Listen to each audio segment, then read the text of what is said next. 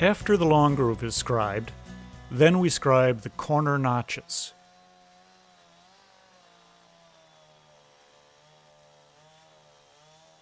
I underscribe corner notches.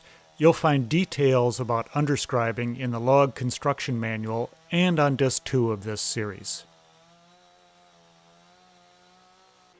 Start scribing the notch at the extreme bottom of the notch, right down at the long groove, and then scribe up about halfway.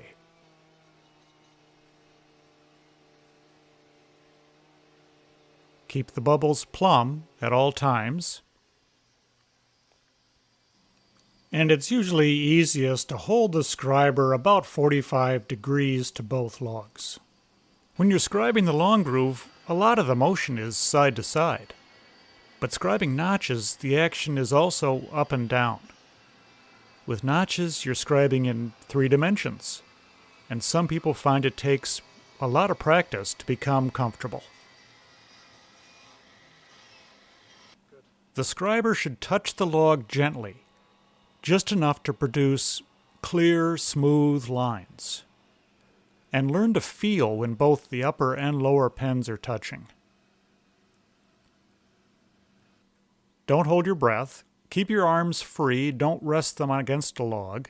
That won't help, and it'll probably make it more difficult. And then scribe down from the top of the notch.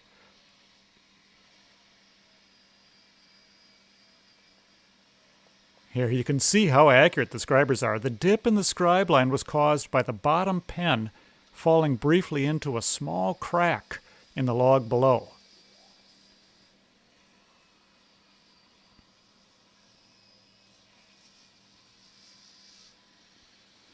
I prefer to use scribers that have pens that can be rotated, like this, because you can adjust the pens to touch each log at an angle that will leave a clear scribe line. And continue scribing down until you meet the scribe line that comes up from the bottom of the notch.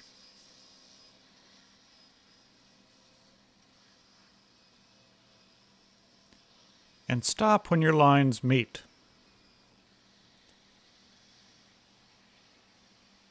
And then inspect the notch to make sure you have a line that looks good.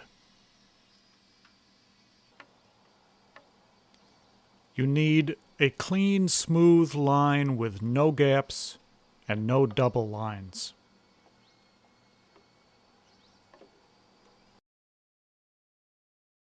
Here are a few scribing problems you may run into.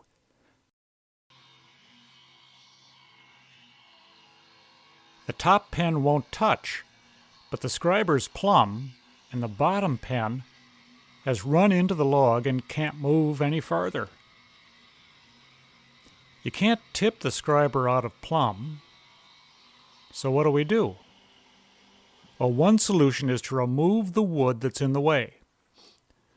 Working with a sharp chisel and being careful to not let the top log move, chisel out some space for the bottom pen to reach inside the notch.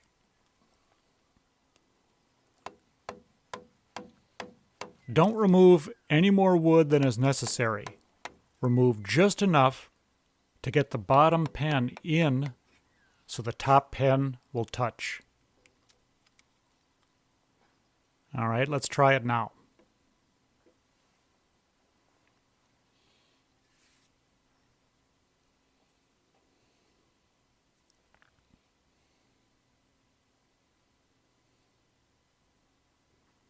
Yes. Yep. Now we can finish the scribe.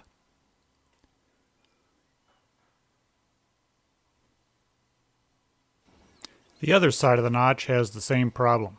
It's missing just a little bit of scribe line on the top. So I'll show you this again.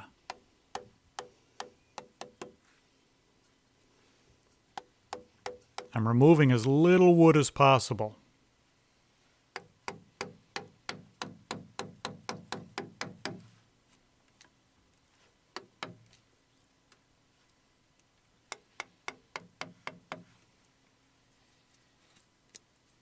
I don't want that log to move.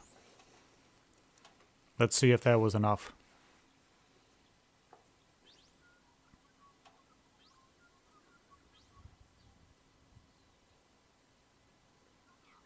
Yes.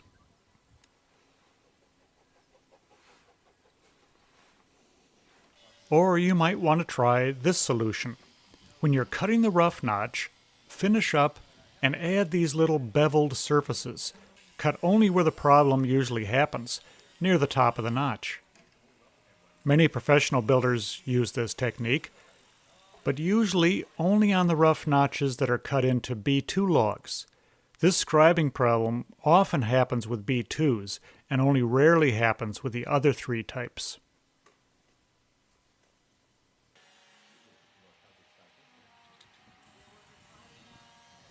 These little bevels allow the scriber to reach in. Another notch scribing problem is loose wood, like this. Don't scribe on splinters like this. Instead, remove the unsound wood before you scribe the notch.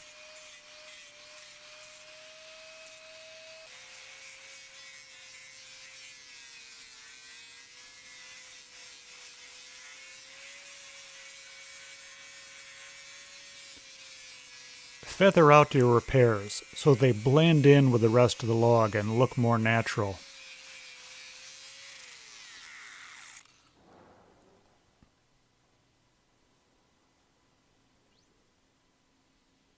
And then scribe the notch.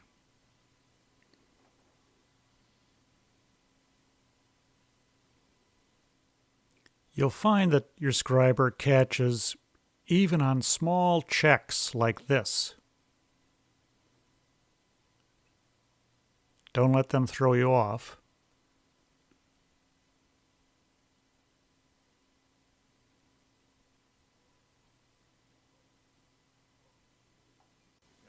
Both pens must touch their logs in order to have a good scribe. If one of the pens won't touch, it may be as simple as rotating the pen angle so that it will.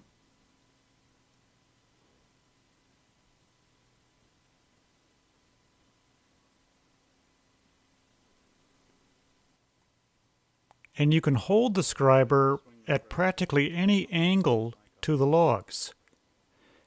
If it doesn't fit very well at one angle, swing it over, plumb the bubbles, and try another angle.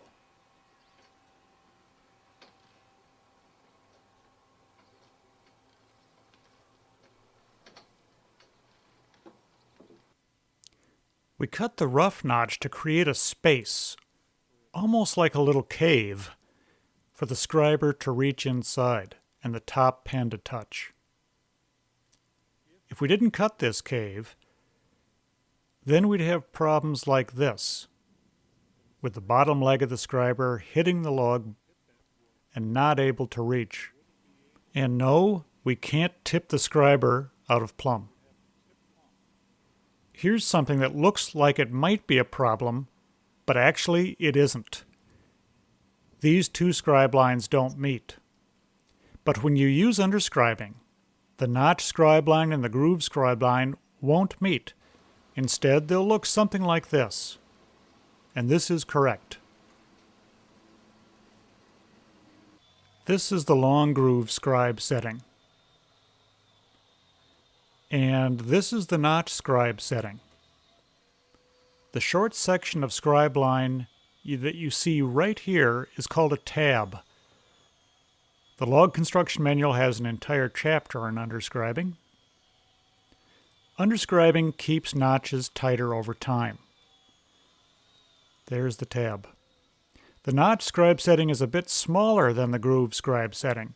That is, the notches are underscribed. Here the log is, off the building so that it can be cut out. The tabs are just short sections of groove that were scribed with a notch setting. They always come in pairs like this. There's the scribe line of the groove. Here are the tabs, now marked just before cutting. And the tabs cut and finished. When a one-notch log is put back on the building, its free end is supported by its tabs, like this. The other end is supported by its notch.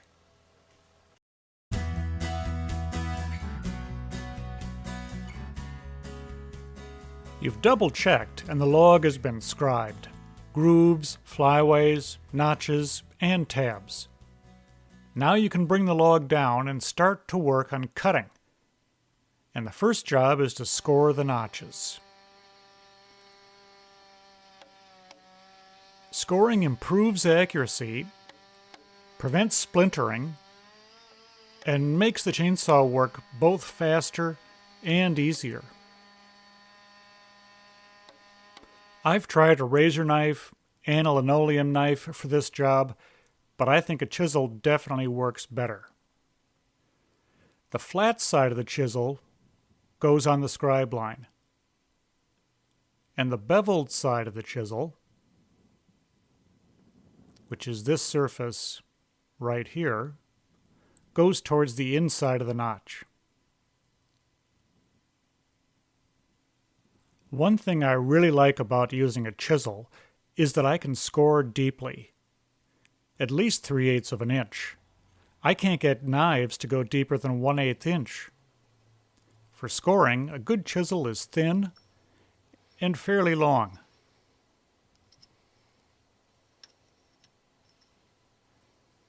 And I use a chisel that's 1 inch wide. Score as close to the scribe line as possible. It's easy to get closer than 1/32 of an inch. And by scoring this closely, the scored part of the notch is finished. It needs no more work. And you can stay away from the scribe line when you use the chainsaw. Like all manual work, develop a pattern and stick to it. Repetitive work goes faster, and you're going to avoid more errors by cutting the notch the same way every time.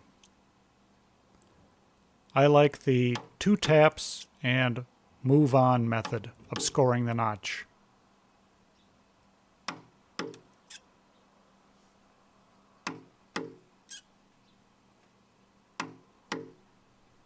It's important to get the chisel angle correct, and I'll show you several ways to picture this. This is the wrong angle, and that's the wrong angle. The correct angle is just slightly concave and in line. This may help you. Here's the same notch, but now with all the wood removed. Point the chisel so it is slightly concave, not straight across to the other side of the notch, but slightly concave. Here's the scored edge in a finished notch, about 3/8 deep, and you can see that the straight edge does not touch it except at the scribe line. It's slightly concave. Here's another tip that will help. Use the rough notch to help you guide chisel angle. The rough notch is straight across, so you need to score so the chisel is slightly more concave than the rough notch is.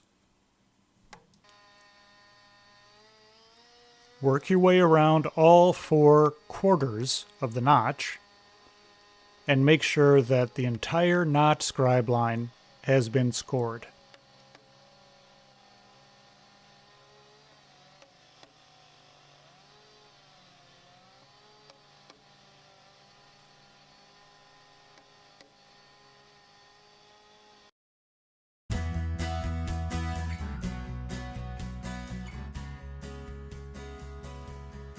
Earlier, I demonstrated the notch cutting techniques of cut, carve, and brush.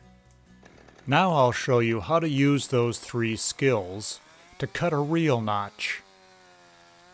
This notch has been scored already, of course. Before you start each cut, sight down the bar so that swing and slope are correct. When swing and slope are right, then the chainsaw will cut straight down the scribe line. I'm cutting close to the line, but I'm never touching the scored wood.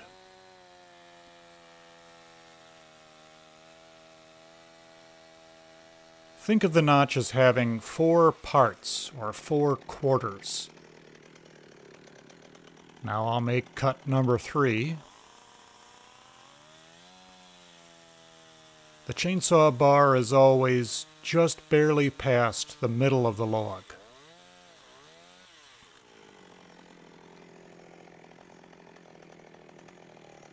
And now the 4th cut. Get that swing and slope correct before you start.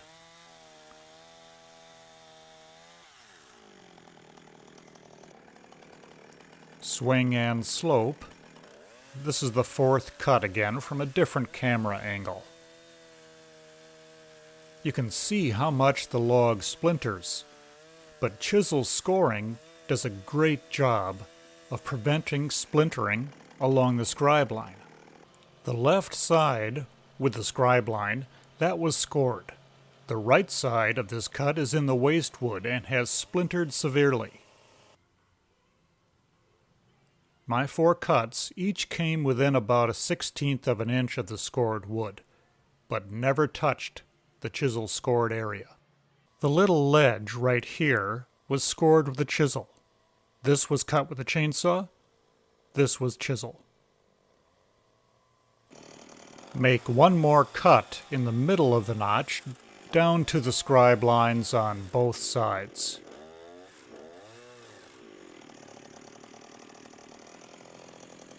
And then use a crowbar to break out the large chunks of waste wood.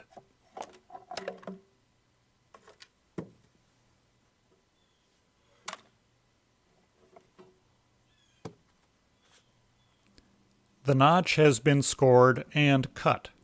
So let's take a look at where we are so far.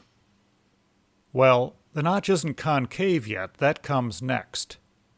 But we've removed about 99% of the wood from this notch. You can see the deep and clean scored edge. The scored surface of this notch is done. It needs no more wood taken off. And that means that when we carve and then brush, we get to stay a good distance away from the scribe line when we're using the chainsaw. On to the next step, carve. The only purpose of carving is to make the notch slightly concave. You can see that I'm aiming the bar slightly in a bit to give me that concave surface and to stay away from the scored edge of the notch. Here's carving from another angle. There's wood on only one side of the bar, so the cut is shallow, and that means that I can cut with a curving motion.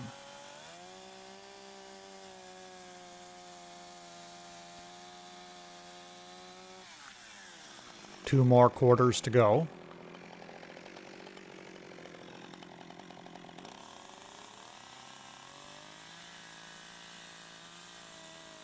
I'm only using a total of 4 carving strokes in the notch.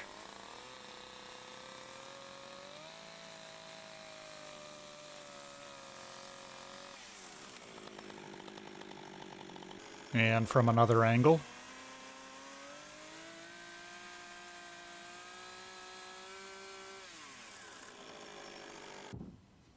I used only 4 strokes to make the notch concave enough.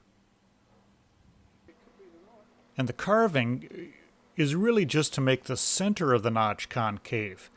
You can see I didn't get closer to the scored wood when I was carving. All right, moving along. The last step is to brush.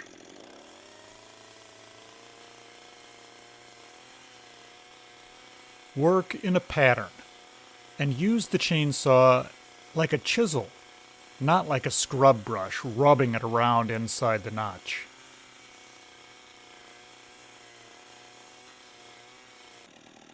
This is the part of the notch that we want to have a thin edge. Remember the saddle notch and the compression we need at the top of the notch?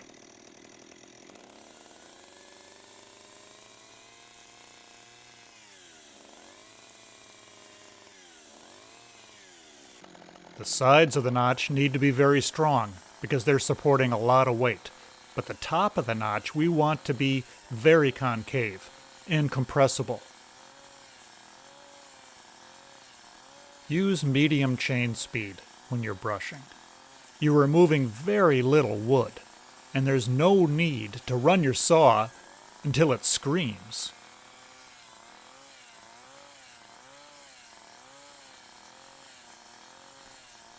Use only the nose of the bar, the tip of the bar, for brushing inside the notch. That feels good and thin.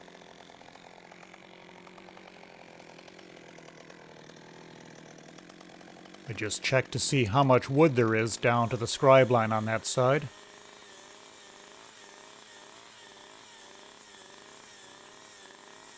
Focus on small areas of the notch and finish each small area before moving on to another small area.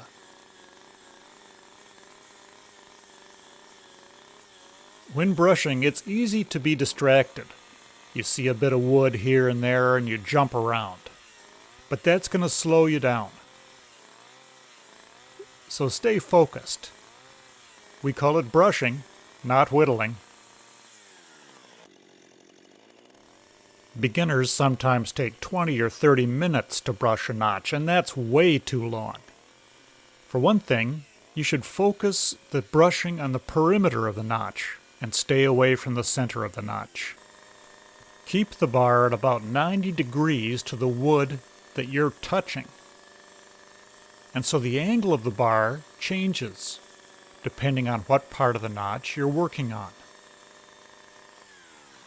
Move your feet and change your grip as needed to keep the bar at 90 degrees to the wood that it's touching.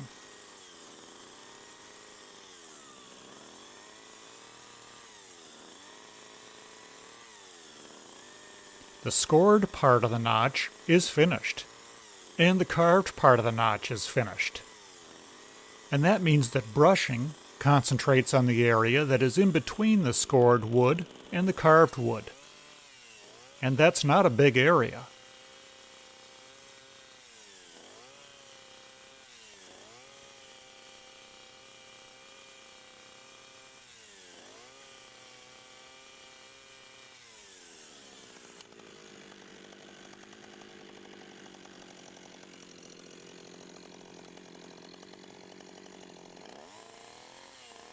I call this chasing the edge. I advance the saw slowly, moving forward with each brushing stroke I take.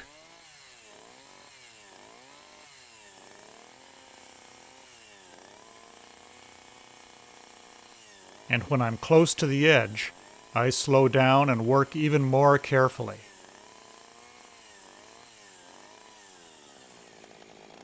But you can see the advantage of scoring deeply with the chisel. It means that you don't have to get close to the scribe line with the chainsaw.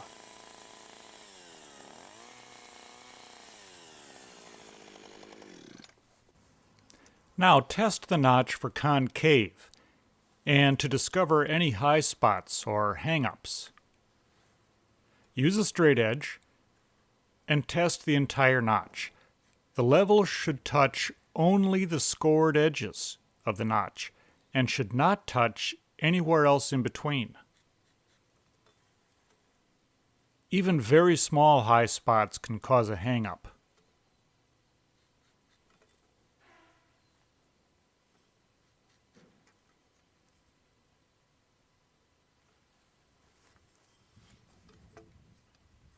Work slowly and make sure you find every area that you need to brush again.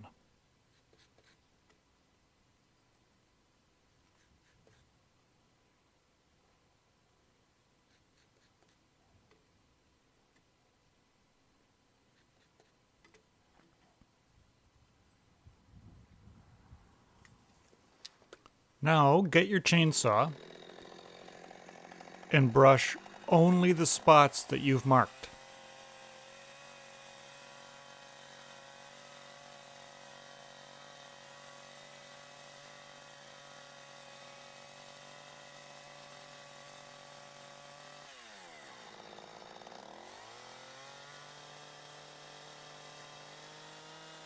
You will be tempted to whittle other areas that catch your eye, but ignore them. I've taught hundreds of people to build their own log home, so I'm speaking from experience here. You'll want to brush for hours, but resist that temptation. As I tell my students, don't waste time by whittling.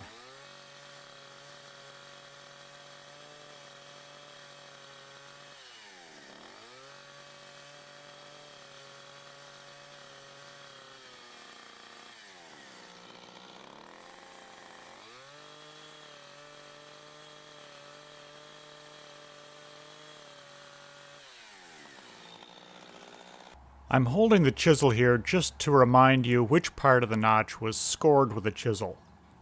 When you look closely, there should be no chainsaw teeth marks on the scored areas. That's because the scored areas were perfect when you scored them.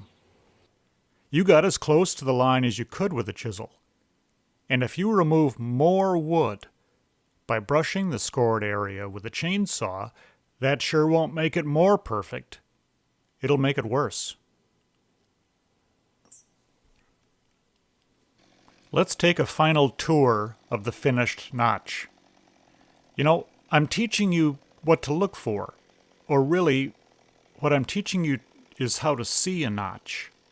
These two edges at the top of the notch need to be very sharp and thin and compressible. The other side as well.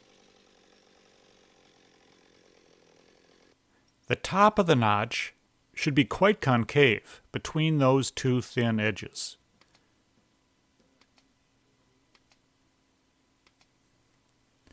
You want to be able to get your fingers between a straight edge and the notch at the top of the notch. Concave in the middle and thin on these two edges. Now let's look at the sides of the notch. The side edges need to be extremely strong. The sides, the chisel scored area I'm talking about, will be supporting the weight of the entire corner of the building. That's tons of weight, and the edges of the notch must not collapse. The sides of the notch should be concave, but not deeply concave like the top of the notch. There must be no hang-ups, of course. A straight edge should touch only the scored wood on the edges and touch nothing else inside the notch. Beginners usually make the sides much too concave. The notch we're looking at here was cut by a pro. Look at how the scored area is just slightly concave and then leads smoothly into the brushed area of the notch.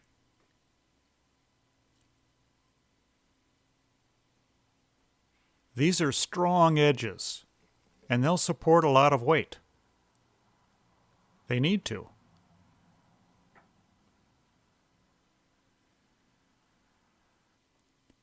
You should look closely at each of your finished notches and try to learn from every notch you cut.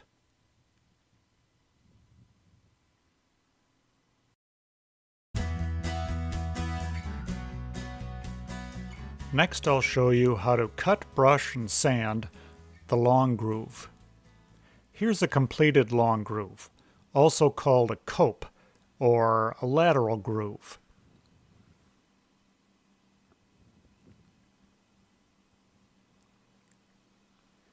When it is accurately scribed and carefully cut, the long groove provides a tight fit along the entire bottom of every log. Other log construction styles leave gaps that are filled with chinking, but this full scribe fit, or Swedish cope as it's sometimes called, looks like this. no gaps, no chinking. We need to remove all the wood that's between the two scribe lines. I'll show you a method called forecut. It's a good groove for beginners to master. First, I'll make a cut near each scribe line. These will be cuts 1 and 2. Then I'll make 2 not as steep cuts, and these meet in the center of the groove. That is, they're going to meet midway between the two scribe lines.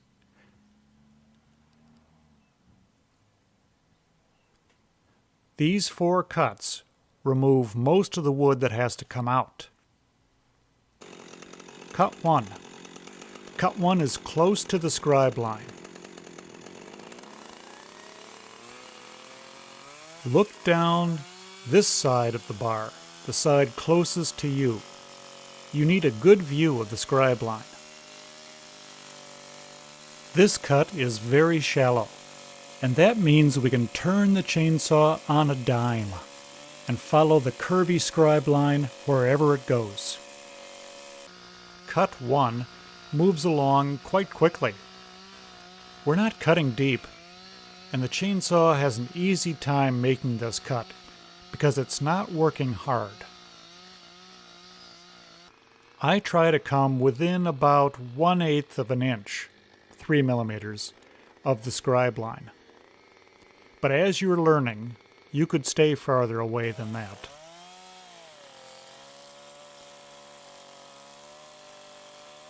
Don't cut the tabs off. I label them in capital letters so that they catch my eye. Here's cut 2, which is just like cut 1.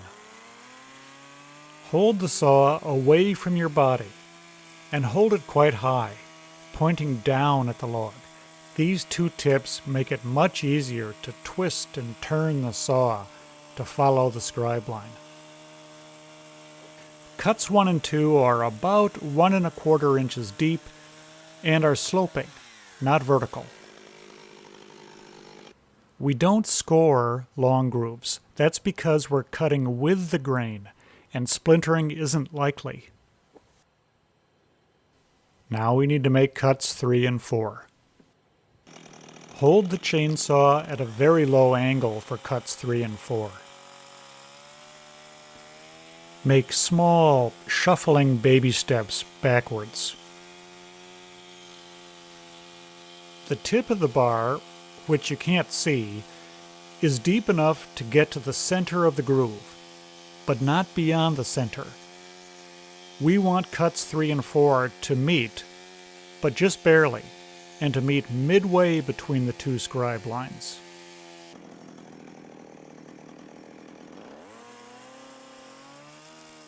You can't see the scribe line when you're making cuts 3 and 4 because it's underneath the chainsaw bar and out of sight. So just make sure you're staying far enough away from the line that you don't cut over the line. If you do cut over the scribe line, it causes a gap. If cuts 3 and 4 met in the center, then you'll be able to lift out the waste. If the cuts don't meet, try using a pry bar to break the waste free. With the waste wood gone, now we can clearly see what needs to come out.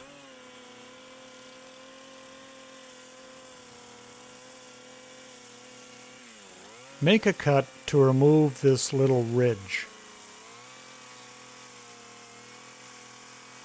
It's a very shallow cut.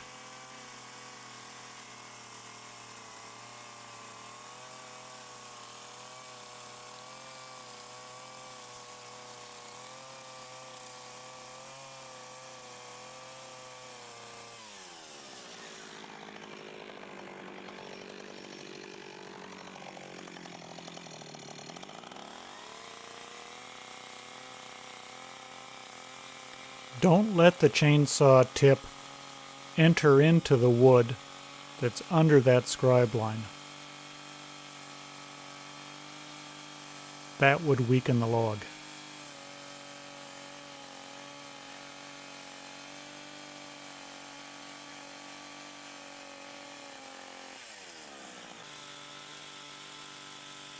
Here's that same cut, close up, and around a tab. And now we'll brush the long groove to clean it up.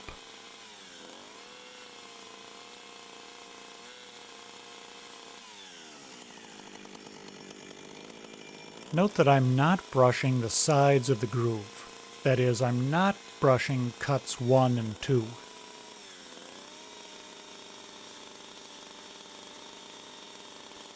Tip the chainsaw slightly so that the bar is about 90 degrees to the wood you're brushing.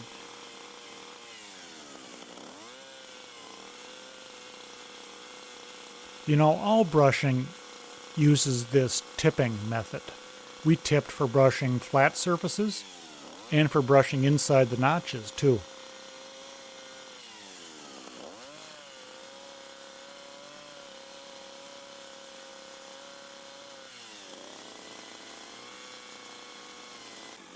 Hold the bar at a fairly low angle, not at a high angle like this.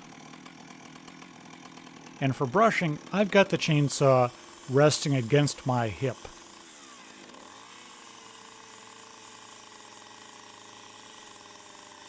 Some logs will have underscribing tabs. Here's how I cut tabs. You can see the long groove scribe lines, and then inside those you can see short sections of tab scribe lines. I draw short ramps to connect these and label them tabs. When I made cuts 1 and 2, I followed those ramps and the scribe lines. Now I'll just do a little brushing to get closer to those lines.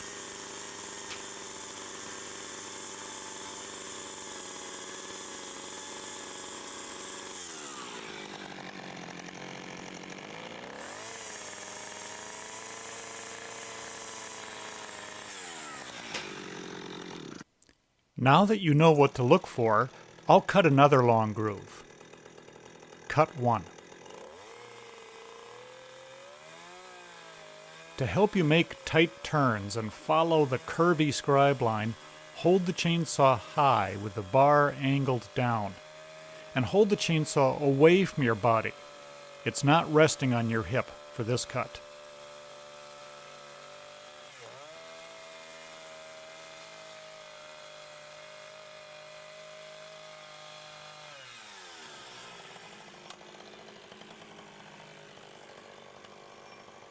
Cuts 1 and 2 are quite shallow. And as you can see here, they're not vertical. They slope slightly.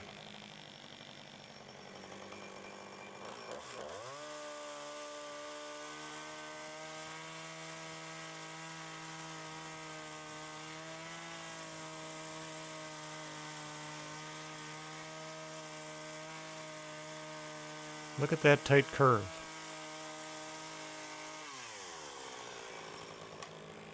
Cut 3.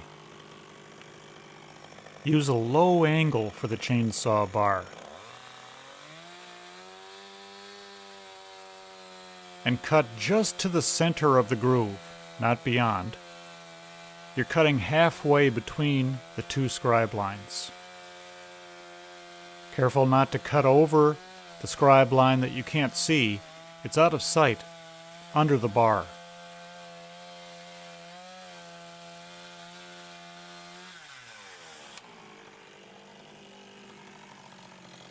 Cut 4. Cut just deep enough to meet cut 3 in the center of the long groove. You'll need to adjust the depth of these cuts, going deeper where the groove is wide, but cutting very shallow where the groove is narrow.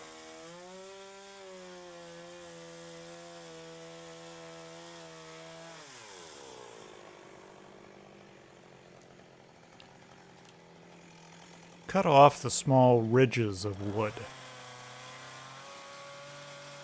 These are usually very shallow cuts.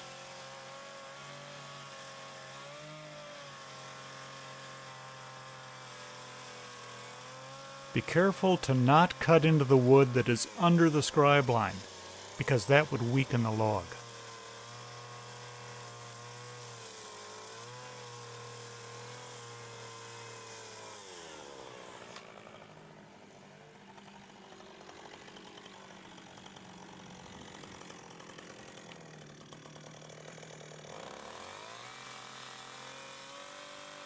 cut just deep enough that you release the ridge from the log, but no deeper.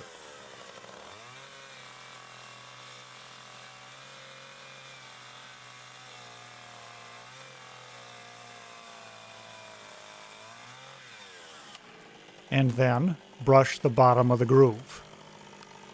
Don't brush the sides of the groove, that is, don't brush cuts 1 and 2. Brace the chainsaw against your thigh like I'm doing here. And hold the chainsaw so the bar has a low angle.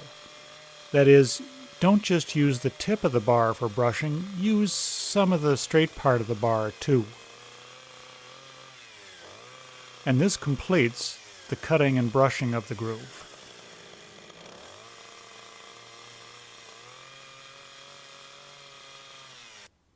I'll use a 4.5-inch disc sander for cleaning to the scribe lines. I've tried other tools for this job. I tried an axe, and I used a chisel for many years. But I prefer a sander by far, because it's fast and it's easy.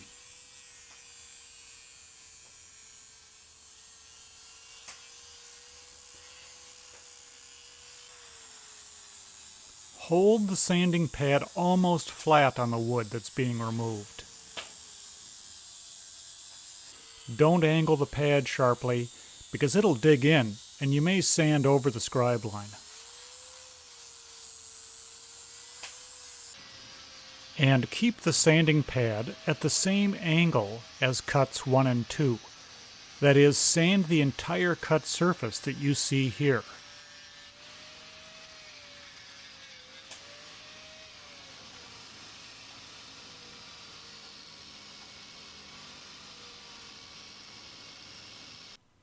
Sand until the last bit of wood that remains on the log has ink on it. When you get to the ink, you've sanded close enough to the scribe line. And sand all the way from the scribe line down to the bottom of the groove. Don't tip the sander and sand only near the scribe line. Always hold the sander with both hands. This gives you good control of the tool and good visibility of the scribe line.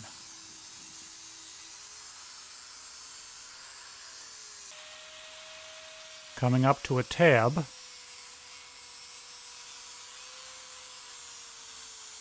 but the sander can turn these tight corners easily.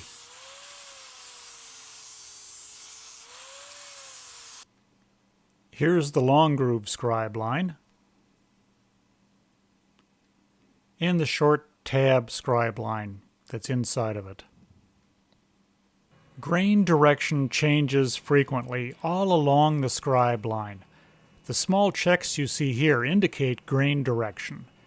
If you use an axe or a chisel for this job, then you have to worry about a splinter breaking wood off the scribe line. But the sander works beautifully on any grain, and there's no danger of breaking off an important piece of the edge of the groove.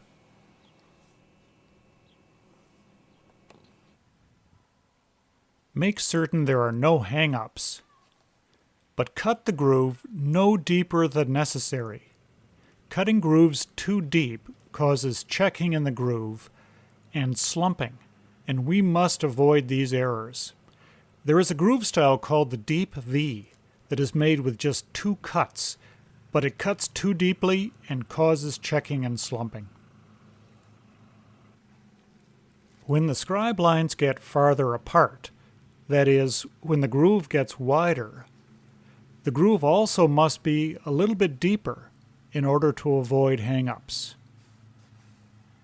Down here where the groove is wider, I've made it a bit deeper already, and it looks good. The completed long groove.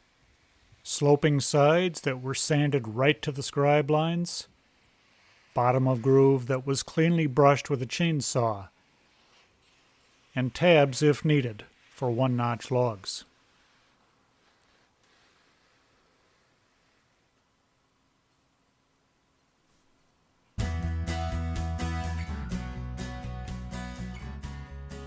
Over time, as logs lose water and dry out, they crack. This is called checking, and it's natural and unavoidable. The logs in this corner are still quite green and have only just started to check, and the checks are very small. Checks widen slowly over time, and then they stabilize when the logs come to equilibrium with their local climate, when they've dried out.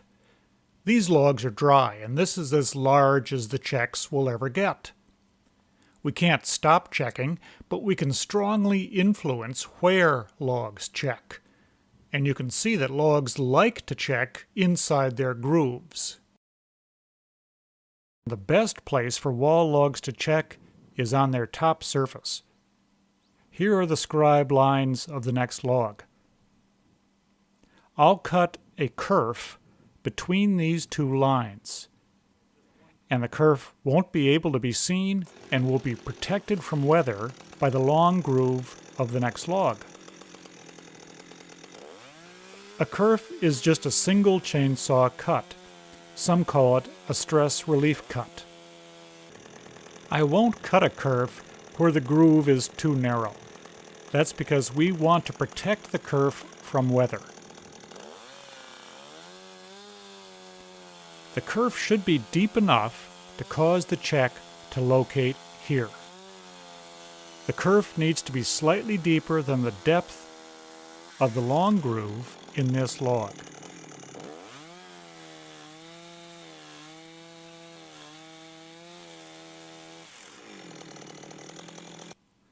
This log will develop its major check at the saw cut. Here you can see the scribe lines of the next log. I cut the kerf midway between the two scribe lines at all locations, and this may or it may not be on the chalk line. You can see the kerf now, but when the walls are assembled, you can't see the kerf inside or outside at any time. The kerf will be invisible.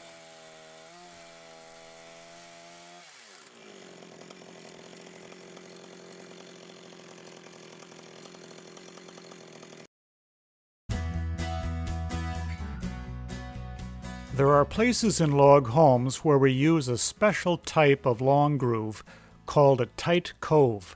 When the log ends are exposed, like this, and you want a neat and tidy appearance for the fits of the end grain, then you'll use a tight cove. This tight cove shape is also used in the flyways.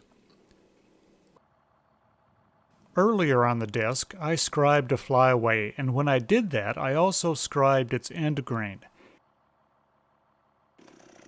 The tight cove long groove is cut and then brushed. Hold the chainsaw at an extremely low angle, almost flat, and cut to the center of the groove. Don't cut past the midpoint between the two scribe lines. Look how I swivel the saw when I get to the end grain.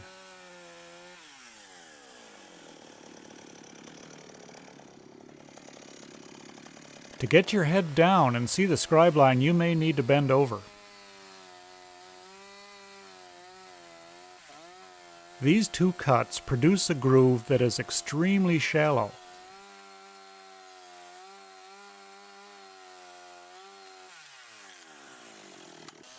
Brush lengthwise with the grain of the wood. Use the length of the bar to brush like this. Don't use just the tip or nose of the bar. To get a tight cove shape, use the entire bar if you can.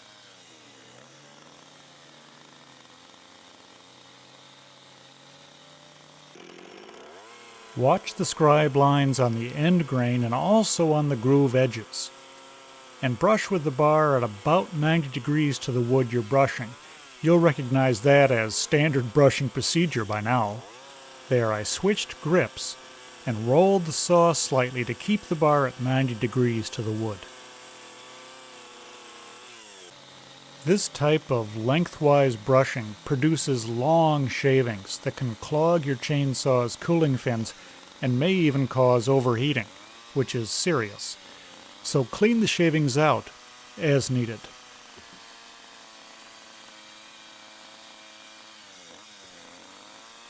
You won't be able to reach all of the tight cove by standing in the end grain and reaching in. So try this.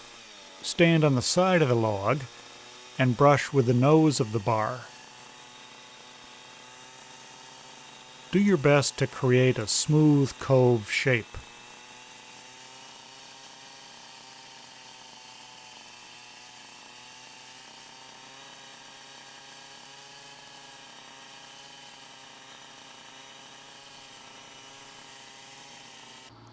The nose brushing technique allows you to get quite close to the scribe lines.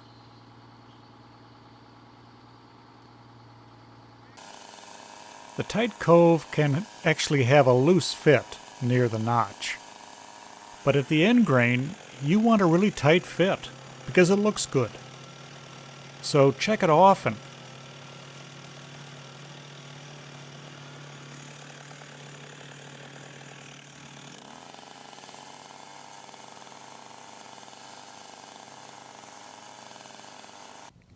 Use a contour gauge to help you make a tightly fitting cove. Fit the gauge to the log below.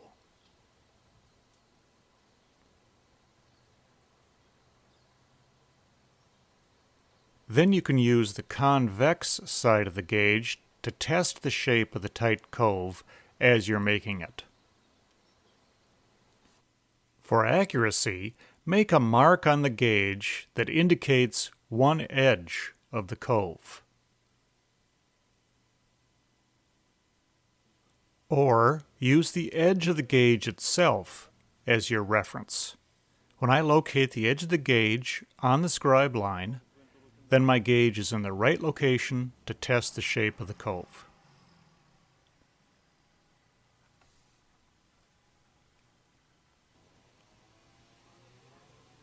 Use the tight cove shape for flyways and for interior walls and arched openings like this. Only the last foot or two of the groove here has been cut with a tight cove shape. Behind that, where you can't see, the groove has the standard shallow cove shape because it's faster to cut and much less likely to hang up.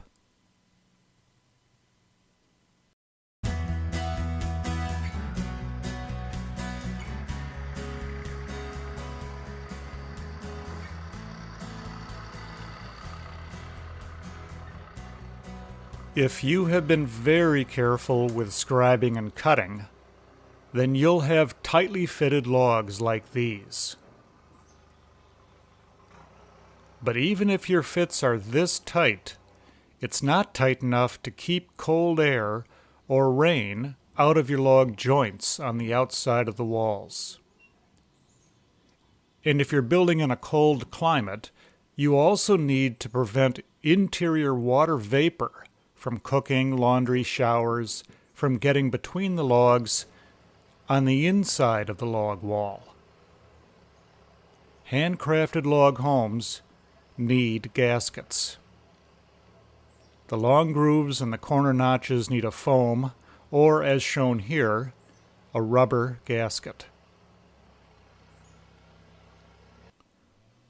The gasket should be attached close to the scribe line on both sides, the inside and outside edges of the long groove. It's important that the gasket is compressed against the log below. To be effective, gaskets must be compressed, pushed against the log below.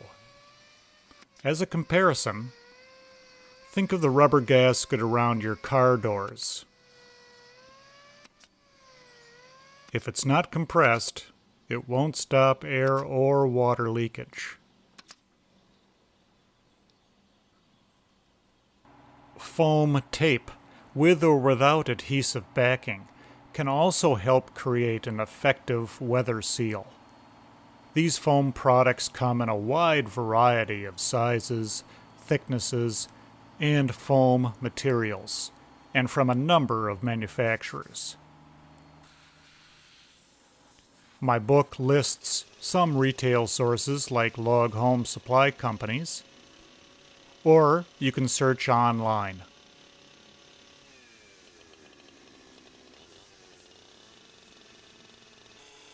Open cell foams are soft and spongy when they are expanded to their full thickness, but they can also absorb water. So open cell foams must be very well compressed in the joint to prevent water from soaking into them. If adhesive is going to stick, the logs must be free of dust and dry. I'm not going to show the closed cell backer rods because they really haven't proven to be as effective. They're more difficult to compress, and they don't recover their thickness as quickly if the joint moves. Spray-in-place foam out of a can should not be used because it can cause hang-ups. Remember, we need the notches to slide down the saddles to keep the fits tight. Use a thick, open-cell foam tape inside all the notches to ensure it will be compressed and create a good seal. Staple it with one leg on the wood and one leg on the foam. Try to keep this edge uncompressed by staples. In cold winter climates, it can make sense to also insulate the space between the gaskets. This building has sheep's wool insulation to boost R value.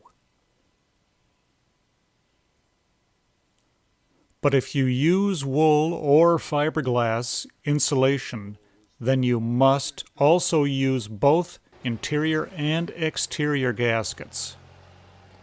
Gaskets are needed to keep the insulation dry from wind-blown rain on the outside, but they're also needed to keep the insulation dry from water vapor coming from inside the building. Of course, the gaskets are not visible in the finished log home, but they're in there doing good work keeping your home warm and dry.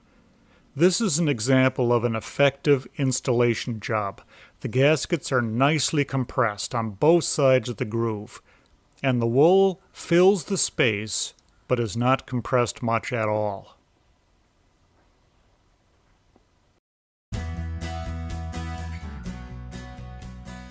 You've finished cutting a log. It's time to put it up on the wall and inspect the fit. For overhead lifting, wear a hard hat, and use a tag line, a short rope, to control the swing of the log. Slowly lower the log into position.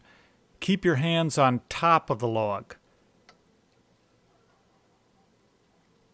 And try to set the log down right on its notch scribe lines, not a few inches off to one side or the other.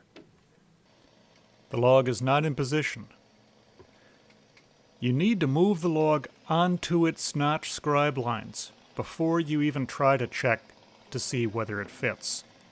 The log won't fit unless you get it back to exactly where it was scribed. And look at both sides of every notch of the log. And the log must be in position at this notch and the notch at the far end of the log.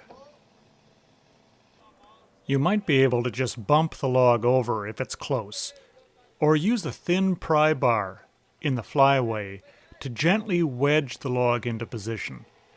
Check both sides of the notch. Adjust it until it's right on. Check both sides again.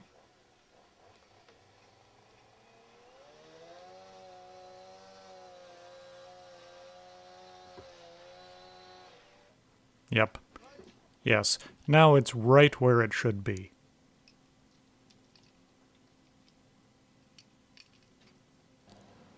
Let's put this one-notch log up on the wall too, and then we'll check the fits of both logs.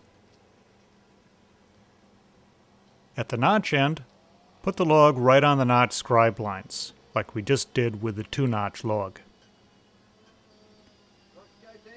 At the free end, there's no notch to locate where to put the log. Get it as close as possible to the long groove scribe lines.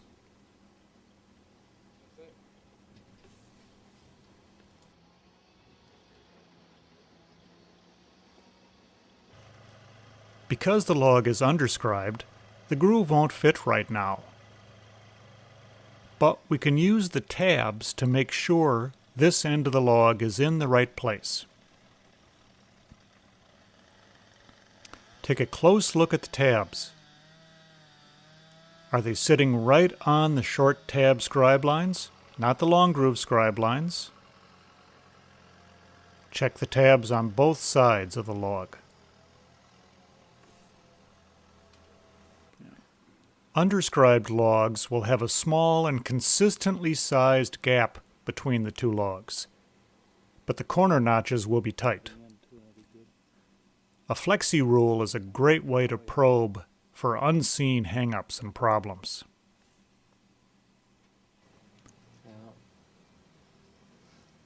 Looks like we found a problem here. Knots are a common hang-up. Here are some common hang-ups that prevent logs from fitting tightly. If the groove was cut without enough depth or clearance, or the log below has a bump, and of course with naturally shaped logs that's common, then the log won't fit. Mark the wood that needs to come off now. To avoid this problem, inspect the top of each log when you're cutting that log's groove and notches. You can easily remove bumps then. The log is off the wall and in V-blocks. Never sand outside or below the scribe line, or you'll have gaps. Sand until the knotty area has the same natural curve as unknotty wood nearby. As you get better at building, you'll anticipate hang-ups and fix them before they happen. Here's another common hang-up. Inspect the top of the log between the saddles. That side's okay. But on this side, the scribe line ran down onto the saddle, and that's going to hang up. You cut the long groove assuming the log below has a normal curve. So wherever the log below doesn't have a normal curve, there's probably going to be a hang-up. There are several ways to avoid and to fix these saddle hang-ups.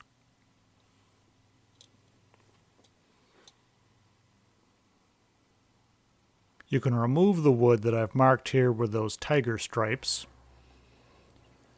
Or as you were scribing the log and you saw the scribe was down in the saddle, you could have fixed the shape of the logs, either the one below or the one above them, and rescribed. Here's how to fix the problem if you didn't rescribe the log. First, mark the wood that's causing a hang-up. Then sand off that wood to give the log a natural curved shape between the saddles, instead of this angular shape that it has now. Never sand below the scribe line, or you will cause a gap.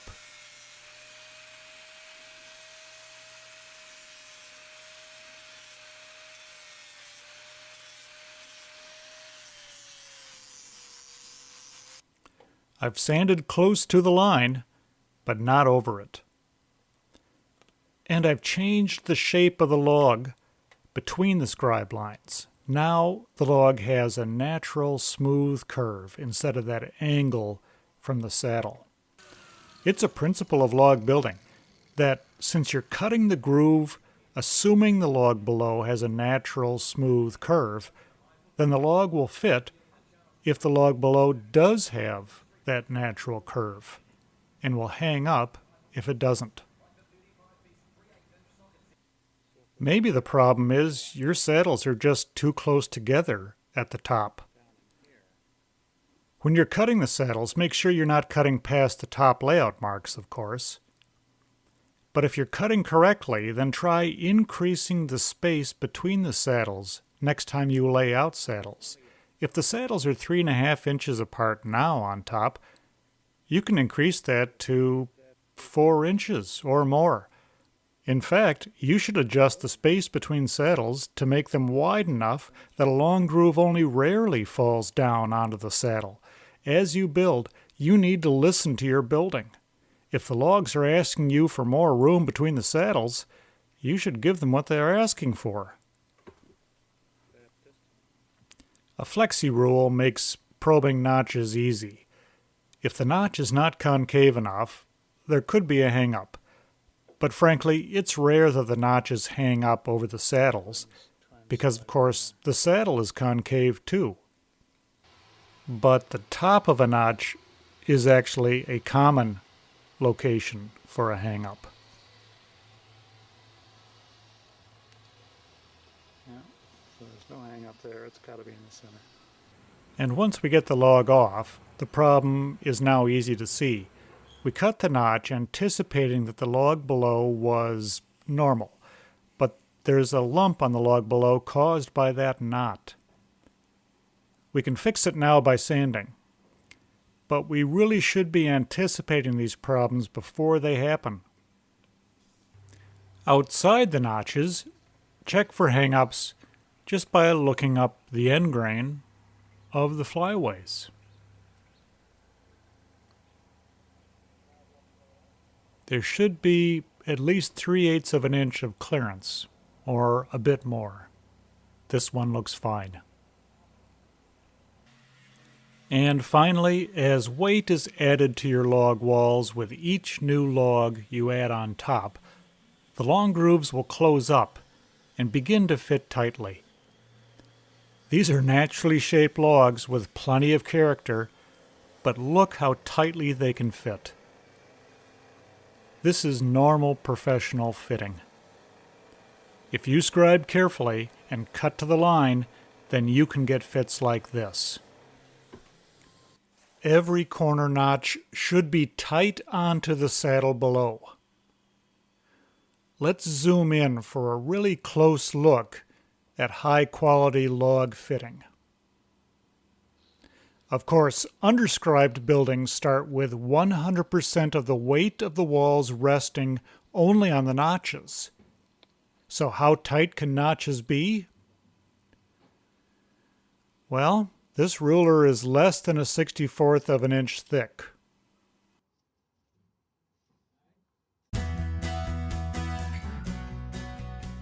I don't always use full-length logs to build walls. Sometimes I use one-notch logs. Most log walls have door or window openings, and sometimes those openings are quite large. The front wall of this building has only 2 logs that go full length from corner to corner in one piece. It has a 14-foot, 4-meter, opening for patio doors. It would have wasted time and materials to build this as a solid log wall and then cut out the opening and turn those 6 layers of logs that were peeled, scribed, and carefully notched into firewood. The fact is that not every log is even straight enough to use in one piece, but logs that are too bowed to use one piece can certainly be cut into shorter lengths, and each piece will be straighter than the log that it came from. So let me show you how I use one-notch logs. One end is supported on a corner notch, as usual, but the end that isn't on a notch has to be held. Here, a log horse, or butterfly sometimes called, holds the log end. Snap a top center line, a chalk line, on the log piece that is the center of gravity of this one piece.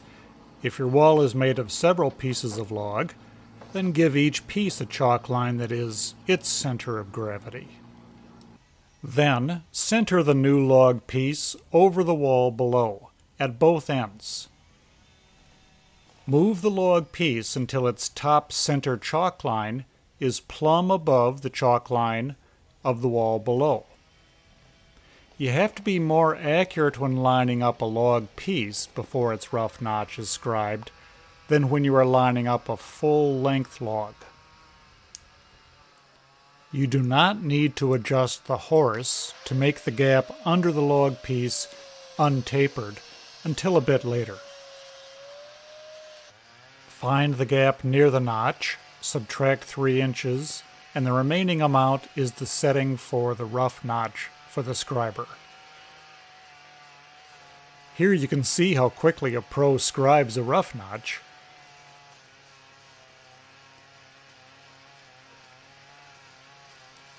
Be very careful when working with one-notch logs, because they're not as stable as full-length logs. Make sure that when you roll it, that the horse stays on the wall. In this locality, the builder is allowed to stand on the logs if they're closer than 2 meters to the ground. But you know it's safer to do all of the cutting with your feet on the ground. Just bring the log down and set it into V-blocks. Of course, you are the safety boss at your work site, and that means that you need to check the local safety regulations about ladders, scaffold, fall protection, and working at heights. The rough notch is quickly cut with just 2 chainsaw cuts, and this removes a V-shaped wedge of wood.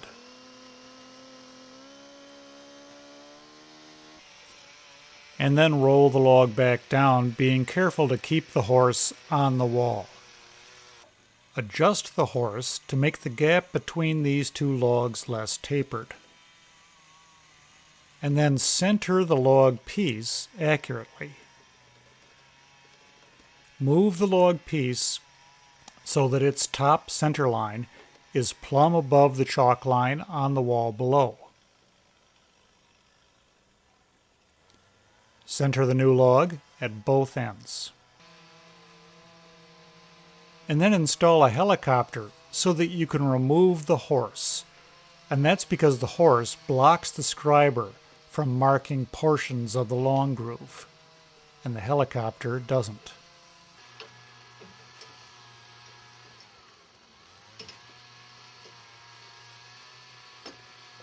I really like to put all the pieces on the wall so that I can tweak their positions.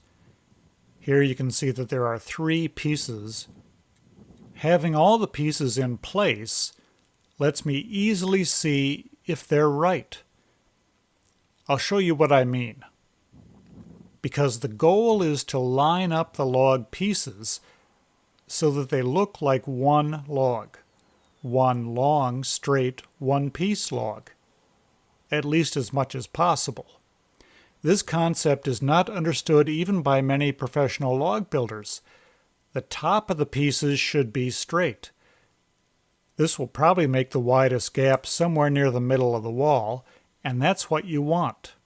Don't make the widest gap of each piece near the middle of each piece.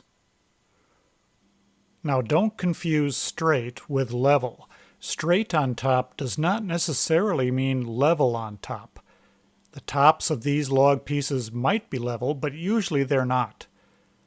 But the log pieces are lined up so that they are straight on top, just like the way we put the straightest surface of a full-length log on top.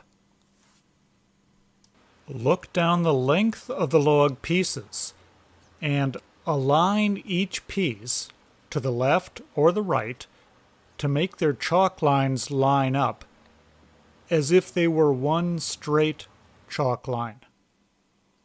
Within 1/4 inch, 6 millimeters, as always with chalk lines.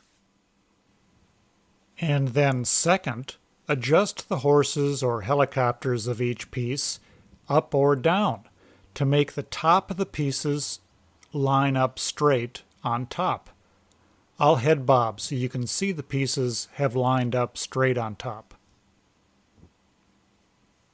Of course, this is what we do with full-length logs.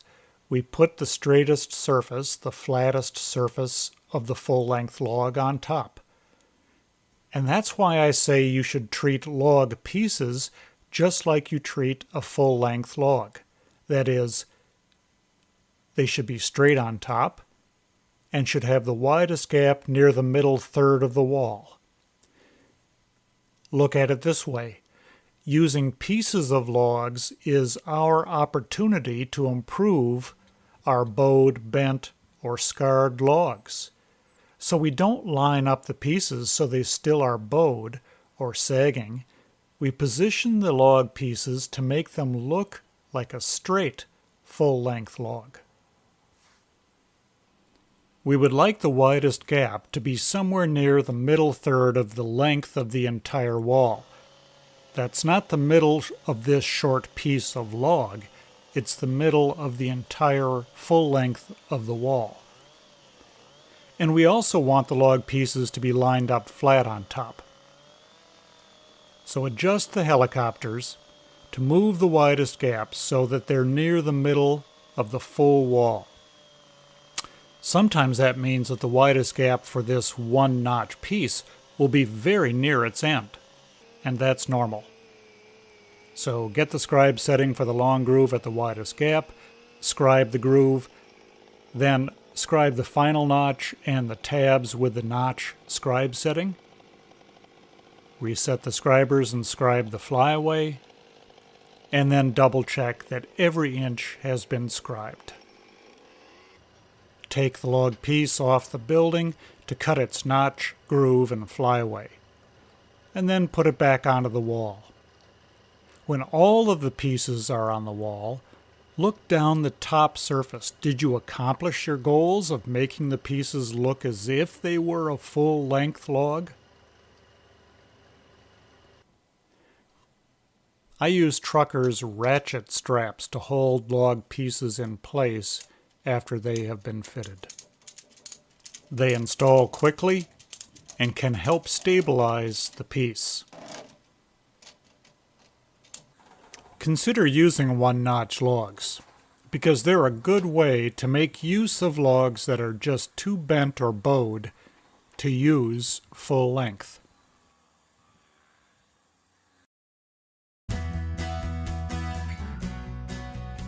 Now I will show you how to flatten logs using just a chalk line and a chainsaw. Sill logs need to be flattened on the bottom so that they rest securely on the floor or foundation below them. Here are the sill logs for a simple building. I'll show you how we got to this point. You can see the flat surfaces on the bottom of this 3/4 sill log,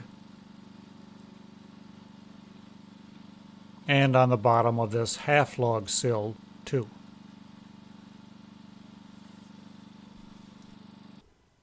First, I chose a log that I'll rip in half to make the 2 half log sills that we'll need. I chose a log that is about average diameter at the tip and at the butt. And it does have some bow, but it's bowed only in one direction. Here you can see I've rolled the log so its small amount of bow is bow down. Cut a slight amount off the ends, as long as the log is long enough, to make both ends square and straight. And then sand them so they're smooth. We need a good surface to lay out the ripping cut. We're going to roll the log 90 degrees so we can lay out the flat horizontally, though we could do this vertically as well. Find the middle of the log at the tip end and at the butt end, and draw a level line through this point at both ends. Accuracy is very important for these level lines. If these lines are off, then the flat that we cut will be twisted. Measure up 1/4 inch and down 1/4 inch from the level center line. We're going to snap 4 chalk lines on this log. 2 chalk lines for each half log sill that we'll cut. And roll the log and its center line back to vertical to snap the first 2 chalk lines. If you don't own a sawmill, then chalk lines are going to be essential. But chalk lines can be accurate if you work carefully. Long chalk lines, anything over about 25 feet, are more accurate if snapped vertically. This is because gravity can sag the string when it's pulled out horizontally. But if a strong wind is blowing, then snapping horizontally could work better. Stretch the string so it is very tight. Pull it up at least 2 feet from the log. Here, Graham is holding a level on the center line and is looking along its vertical edge and telling me when the string is vertical. Then I can let it go. Now repeat this process for the second line.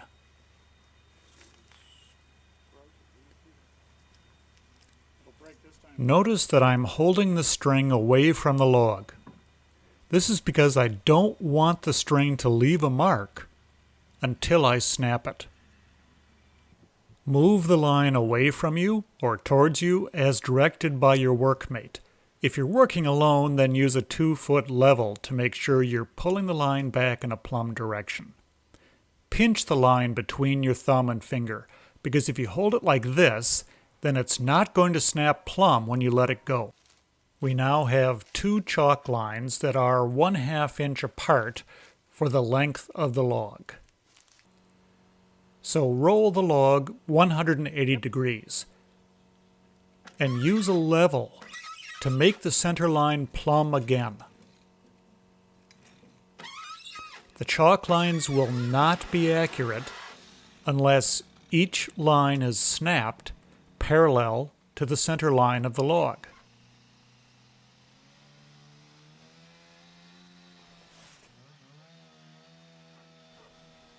Now get a level and check that. And snap 2 more lines. There are many colors of chalk you can use. Red and black chalks are quite permanent. Blue, on the other hand, is temporary. Here's our last line. On the mark, hold the chalk line away from the log.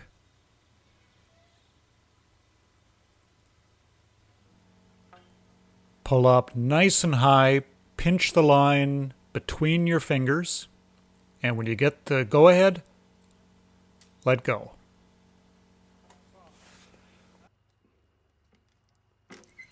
Roll the log back to horizontal to prepare it for being cut in half. With our ripping cut, we'll stay in between the chalk lines on both sides.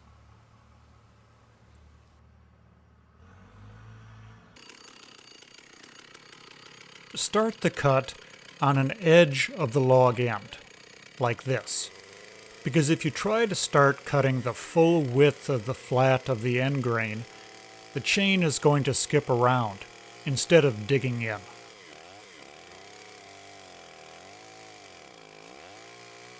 Once you're in a few inches, then switch, so you're cutting with the top of the bar instead of the bottom of the bar.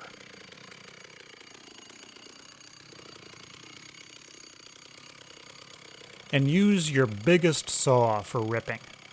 You're going to need that power.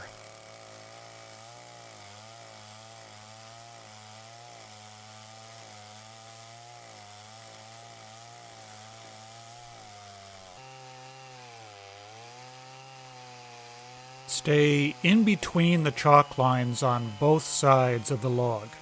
Don't cut the chalk lines off. And use wedges, as necessary, to keep the saw kerf open and prevent the chain from binding. Use the full throttle.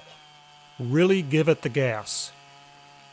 and then just adjust the RPMs by how hard you pull the saw into the wood.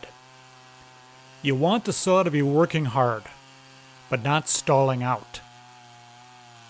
The saw should be cutting, making chips at all times.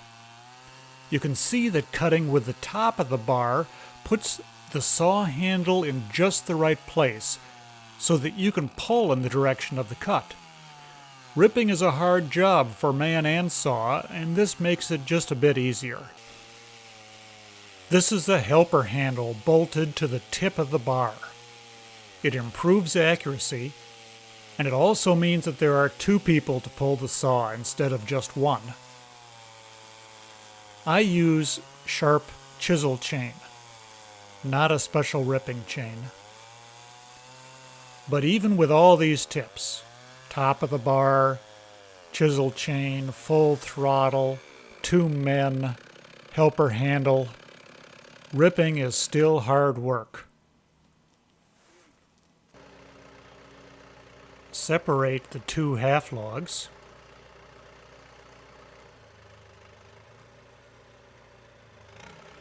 And then brush down to the chalk line, working from both sides of the log. Of course, we covered brushing earlier in this video.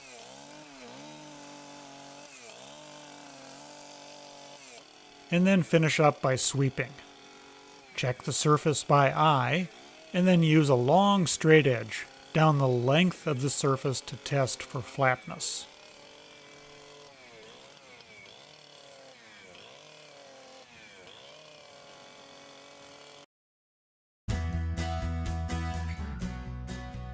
So we have our half log sills cut, and in a few minutes I'll show you how to lay out the flats for the whole log sills. But first, I start on paper with a drawing that shows the size of the log shell measured to the center of each log wall. When building log homes, we don't use the inside or outside dimensions of walls, we use the center lines of logs. This is not a foundation plan. It is a log wall plan. Every log we put onto the walls will have a center line snapped onto it. This is the center of gravity of each log. When we fit this log onto the wall, we will position the log so the chalk line is in the center of the wall. I'll use this block of wood to represent that log. I've put a center line on it. We want each corner of our building to be 90 degrees. To do this, we need to find the length from corner to corner, the diagonal measurement. That measurement helps us position the sill logs so that the building will start with 90-degree corners. So we need to create a triangle inside the drawing of our building. This triangle. We're not going to use the 3, 4, 5 triangle, which is a good method for working with 2x4s. But with logs, instead we'll use what's called the Pythagorean theorem. For a right triangle, a squared plus b squared equals c squared. So let's draw a triangle. We'll call that A and this B. The diagonal is C. That angle between A and B is 90 degrees. The floor plan is all rectangles. So let's draw a line to make a triangle that fits inside the plan. This long diagonal line is side C of the triangle. This is side B, and this is side A. When working in feet and inches, it helps to have a calculator like this. Enter the length of side A.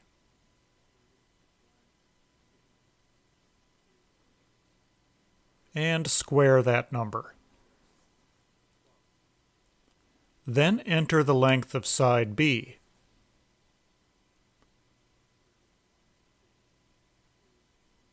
And square it. Add those two numbers together and take the square root. The length of diagonal C is 47 feet 1 1/8 inch.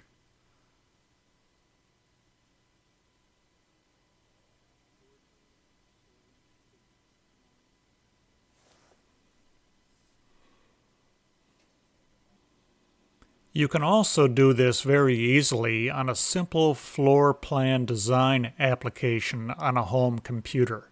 And you can see, for our building, the diagonal is 47 1 1/8 inch. Now for the real logs. I've driven a nail into the corner. That's the place where the two log wall center lines intersect. First, we need to get the two half-log sills the correct distance apart and parallel. 15 feet 2 inches is the measurement to the interior log wall, and we always measure to the chalked center line of the log, indicated by the red arrows here. 15 feet 2. Now let's check the far exterior wall. It's supposed to be 35 feet 3 5/8 inches. Measure to the center line, 35 feet 3 5/8. So this corner is in the right place.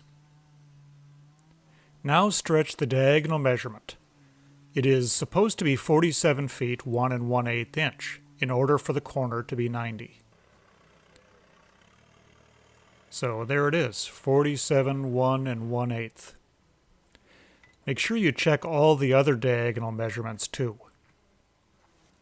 If required, move one end of the sill log until the diagonal measurement is correct. The half sill logs are in place. Here's how to lay out the whole or 3/4 sill logs. Measure the existing shoulder height of the half log sills in each corner and write that height on the middle of the saddle.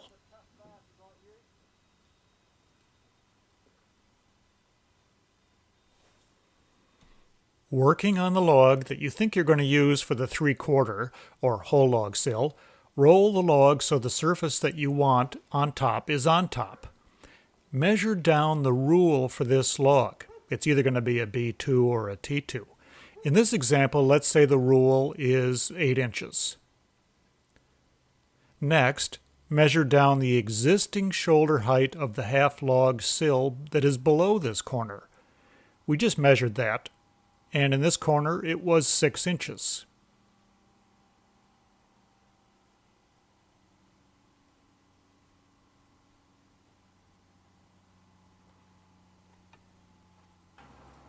And draw a level line through this mark. This is where you'll flatten this end of this sill log. Check that the flat will be wide enough. The sill log flat should never be less than 4 inches wide, and 6 or 7 inches wide is much better. Repeat this at the other end of this log. The other end may have a different desired height, different rule, and it will probably have a different existing shoulder.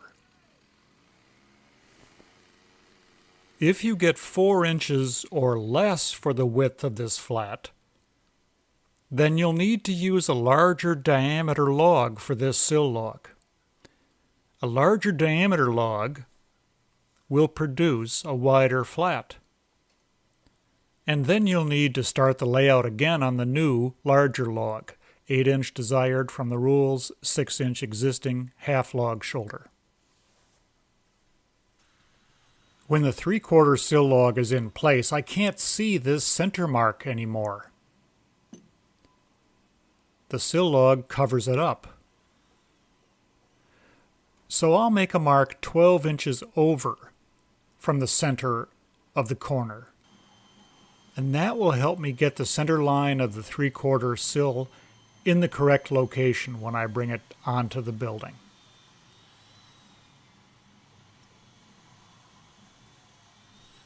Flatten the 3/4 sill log and put it onto the half log sills and get it in position end for end and side to side. Now we need to lay out the saddles that will be cut on the 3/4 sill logs. Find the distance from flat to flat, as shown here. I'm using a scriber to get this distance, but you could just use a tape measure. And transfer that distance onto the 3/4 sill log and make a mark. Measure down 1 inch, and this is the bottom of the saddle. This is just a review for you. Remember, we did saddle layout earlier in the video. Find the center of the saddle. It is always plumb above the center line, the chalk line, of the log below. And make a mark.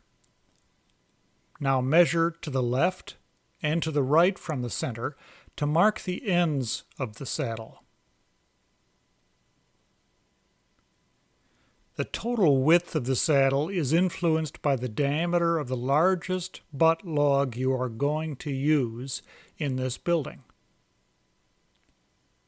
Lay out the top of the saddles as shown earlier in this video.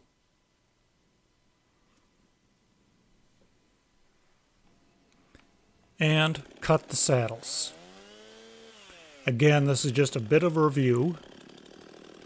Get the correct angle. Slide the chainsaw over and hold this angle all the way through the curving cut.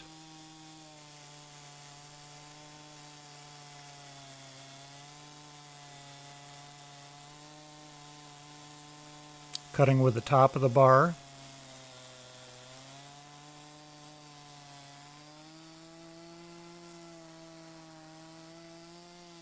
Making sure I maintain the same angle of the bar all the way through the cut.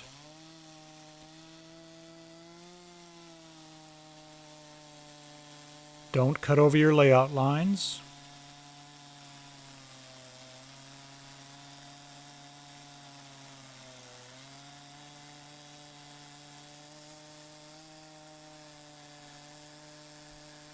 Keep the bar at 90 degrees to the log. It makes it easier to make this curving part of the saddle.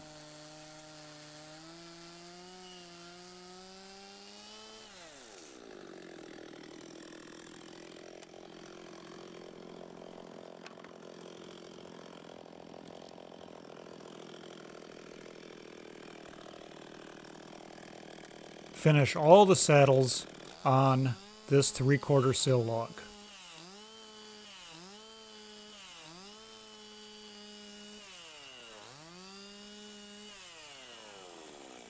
Make sure the underside flat of the sill log is now level end to end, the length of the log, and also side to side. It must be level in both directions before you scribe the notches. Use the 12-inch offset marks we made a few minutes ago and move the 3/4 sill log so its chalk line center line is in the center of the wall. If needed, use shims or small wedges. With the 3/4 sill log in place, we now need to set the scribers to the correct scribe setting and scribe the notches. I'm going to underscribe the notches of this building, and so this shows the underscribe amount. More information about underscribing is in the log construction manual. Scribe the notches and cut them out. And then we'll roll the log down. First, I'll roll it onto the flat and then move it into position. We'll use the crane to lower it in. The log must come to rest exactly on its scribe lines on the saddle. That's all we have that indicates position. Here you can see the underscribe amount. It's the distance between the two flats, between the half log and the 3/4 log flats. As the walls get taller and the notches compress, the flats will come together. There are many ways to put the sill logs on a foundation and floor deck. Here, there's a ripple foam seal between the sill logs and the floor deck they sit on. This helps prevent air and water infiltration under the sill logs. I like to have the sill logs' flats overhang the foundation a few inches, and with a kerf to encourage water to drip away safely. But this requires wide flats on the sill logs, so you could also use metal drip flashings to direct rainwater away. Some engineers want the center of the log wall to be on the center of the foundation wall.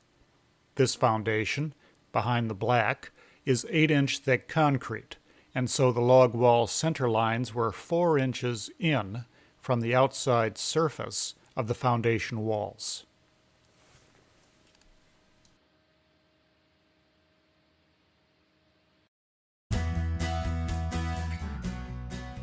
As you build, you'll want to know how you're doing. Maybe you planned for the door and window headers to be in log layer number 7. Is that going to be true? Average gain will help you predict. Figuring average gain is easy. Measure the height of the log wall and divide by the number of layers of logs that had been fitted already. This wall is 34 inches tall, and I have 2.5 rounds, 2 whole logs plus the sill log, which is half a log. So 34 inches divided by 2.5. 34 inches divided by 2.5 equals 13 5/8 inches. So I'm gaining about 13.5 inches each time I fit another log to this wall. Here's the second example. This wall starts with a 3/4 sill, not a half log sill. So it has 3/4, 1 3/4, 2 3/4, 3 3/4, 4 3/4 layers. And at the top of 4 3/4 layers, it is 66 inches tall. So 66 inches divided by 4 3/4. 4 3/4 is the same as 4.75. And that equals 13 7/8 per round average gain. Let's call it 14 inches. It is best to measure wall height near the middle of the length of the wall. That is, about halfway in between the two end corners, because this evens out the taper that you might get near the corners. Make sure you measure to the bottom of the level, not the top of the level. 84 1/2 inches.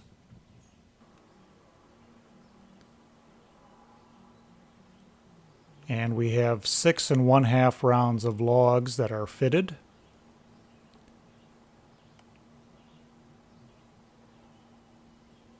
So the average gain is 13 inches. It's common for average gain to change as the walls get taller. At 2.5 rounds, the gain was 13 5/8. Then it was 13 7/8. And now, at 6.5 rounds, it's 13 inches. Always use the newest average gain for any calculations you make, because the average gets more precise as more logs are fitted to the walls. Keeping track of average gain lets me predict where I'll be in the days ahead.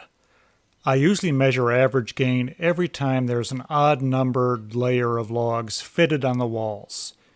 1, 3, 5, 7. Average gain is useful for door and window headers, floor joists, and for plate logs. Learn more about average gain in the Log Construction Manual, Chapter 5.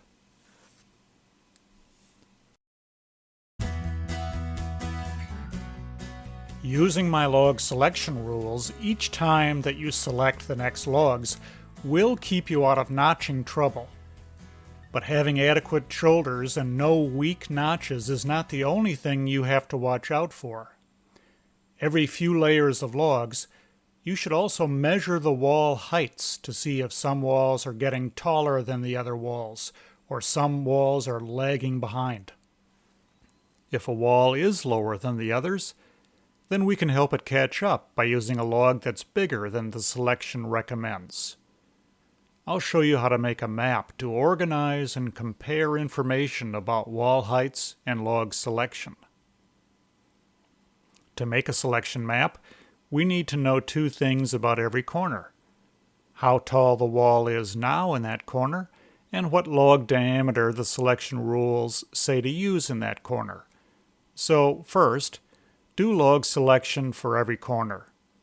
You know what that is. That's existing plus rule plus loss to scribe. Then, measure wall height near each corner. You're measuring this height. Hook a tape measure on the sill log or the foundation and measure to the top surface of the log near the corner. Round this number to the nearest half inch, 1 centimeter or so. This one is 46 inches tall. Measure this wall height. Don't make the mistake and measure to the top of this log. Alright, next corner. You can see in the saddle behind I've already done the selection. This corner of the wall is 45 inches tall.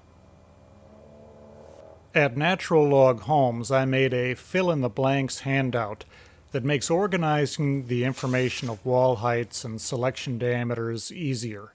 You can download a sample from my website. But low-tech works too. My book shows how to do this on the back of a piece of wood. I'll fill in the height of each wall and how big the next log should be in each corner. I'm standing at corner D right now. The selection rules say 16-inch would be a good diameter for the next log, so I write 16.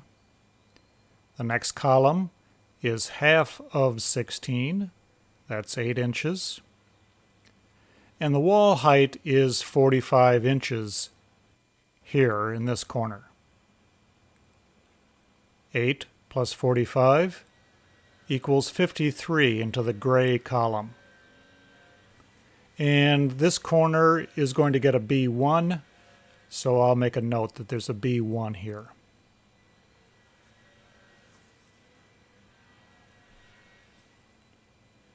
I'm just finishing the filling in the blanks for corner C now. Selection said 12-inch diameter, half of 12 is 6. Wall height is 47 inches. 6 plus 47 is 53. And the corner will get a T1 next.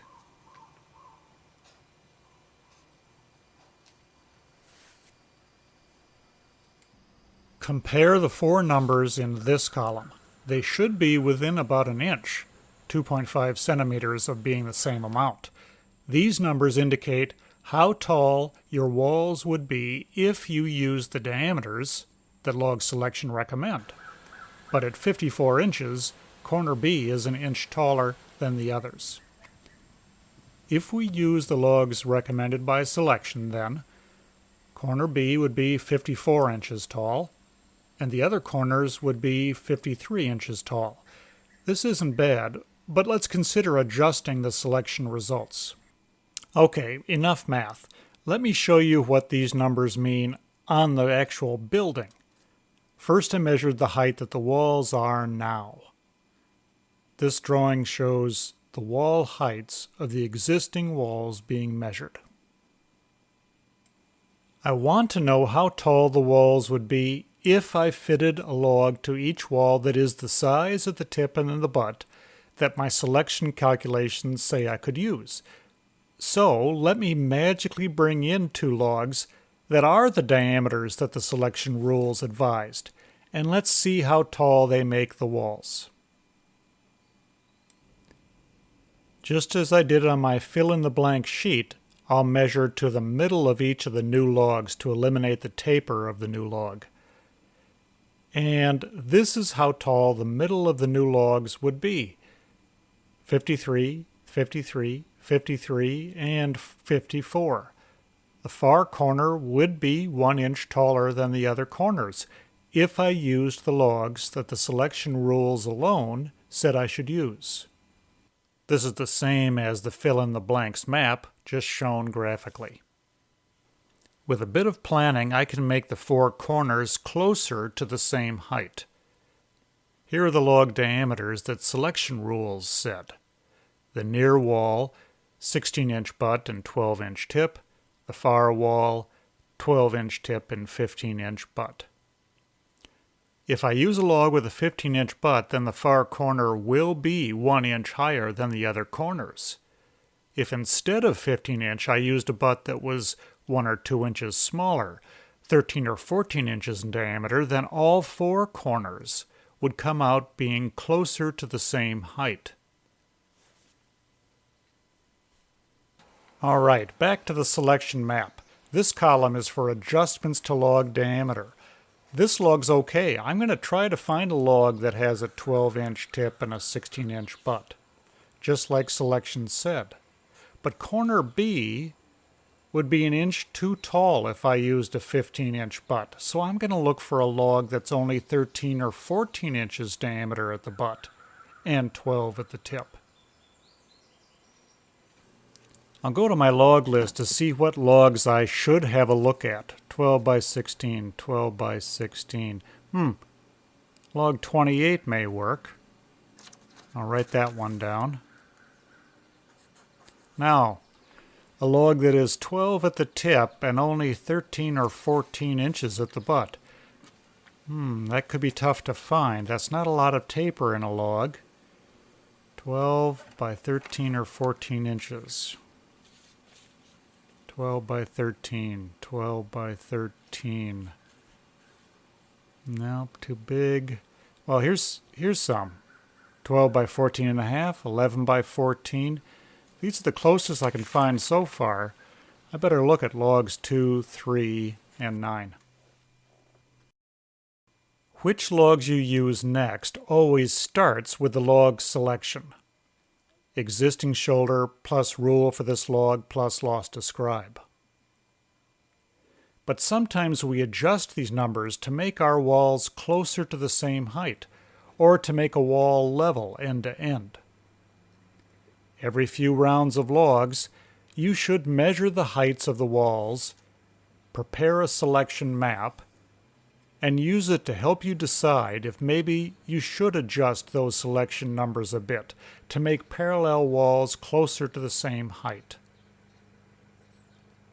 This sort of attention to detail, I call it listening to what your building is telling you, really pays off when you're coming up towards the important logs like window and door headers, floor joists, top plate logs. I use selection maps because I don't want unhappy surprises like a wall that is 4 inches lower than the other walls, or a plate log that is 6 inches out of level, and I have to try to put a roof on it.